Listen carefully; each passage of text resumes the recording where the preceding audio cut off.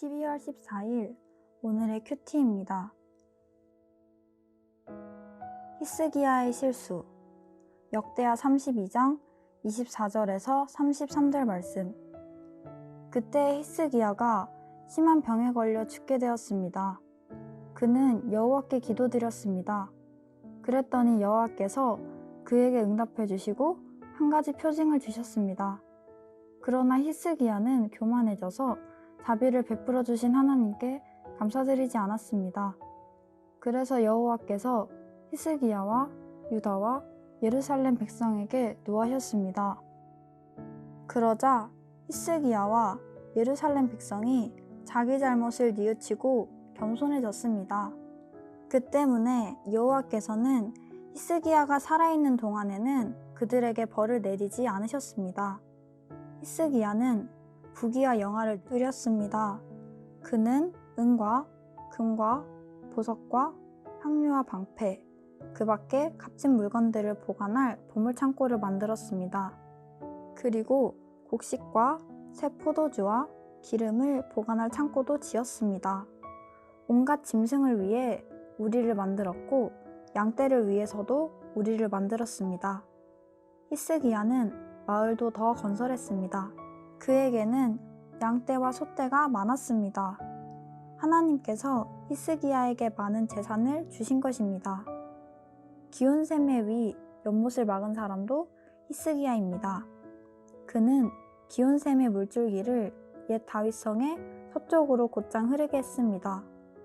히스기야는 하는 일마다 다 잘 되었습니다. 그런데 한 번은 바벨론의 지도자들이 히스기야에게 사신들을 보내어 그 땅에서 일어나는 이상한 표징에 대해 물어보았습니다. 그들이 왔을 때에 하나님께서 히스기야가 어떻게 하나 보시려고 히스기야가 하는 대로 내버려 두셨습니다. 하나님께서 히스기야가 마음속에 어떤 생각을 품고 있는지를 다 알고 싶어 하셨습니다.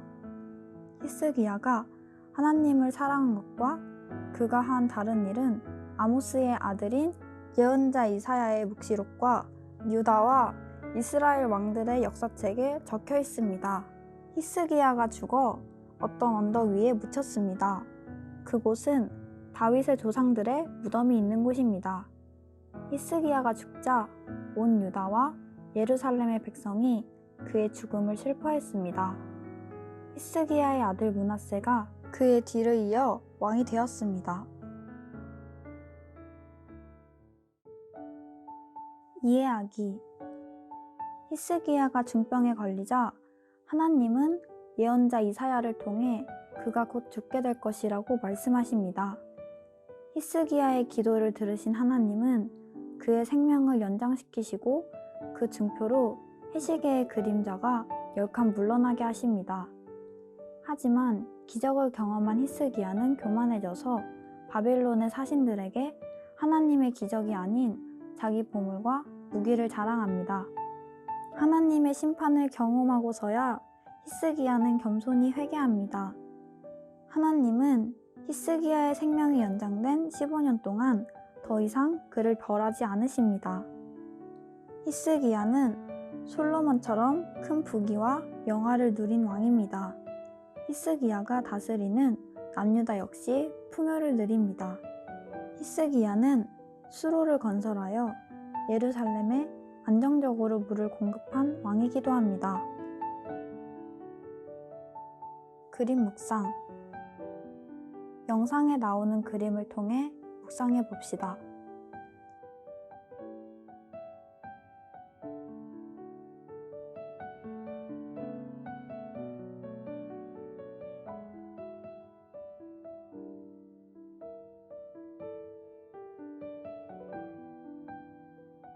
기도하기. 오늘의 말씀을 기억하며 함께 기도하겠습니다.